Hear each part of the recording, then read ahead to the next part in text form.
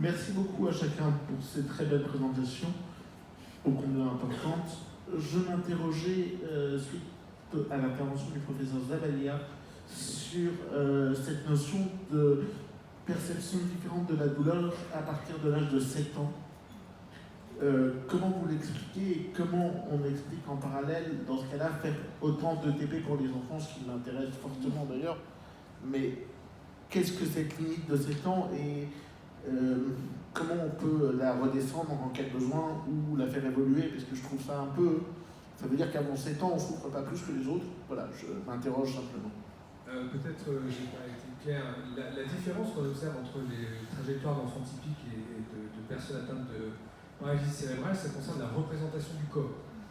Jusqu'à 7 ans, il semblerait qu'il n'y ait pas de différence, en tout cas dans les cohortes qui ont été étudiées, dans la façon dont les enfants appréhendent le corps, les différentes parties du corps et la manière dont ils les perçoivent, les représentent ou ils les verbalisent. Il semblerait qu'à partir de 7 ans, l'écart se creuse et qu'il y ait des changements ou des différences que l'on puisse observer entre ces deux populations.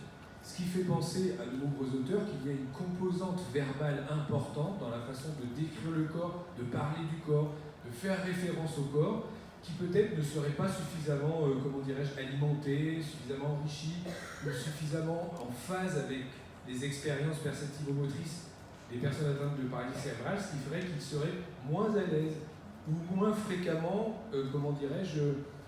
placés dans des situations où ils auraient à parler, à faire référence ou à évoquer les différentes parties du corps. Et c'est cette composante verbale qui semblerait être différente entre les deux populations.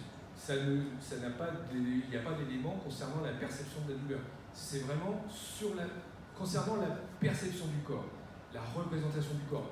D'où évidemment la proposition d'un certain nombre d'auteurs de maintenir, d'entretenir et de communiquer toujours et peut-être plus que de nécessaire avec cette population sur le corps, les différentes parties du corps, leur implication, les activités, etc. pour maintenir en quelque sorte cette expérience qui peut-être est évidemment potentiellement appauvrie avec les restrictions, les limitations en termes de déplacement ou d'expérience volontaire, de mouvement, etc. C'est là-dessus qu'il y a une différence. J'insiste sur la représentation du corps et pas sur la perception de la douleur. Très bien, merci.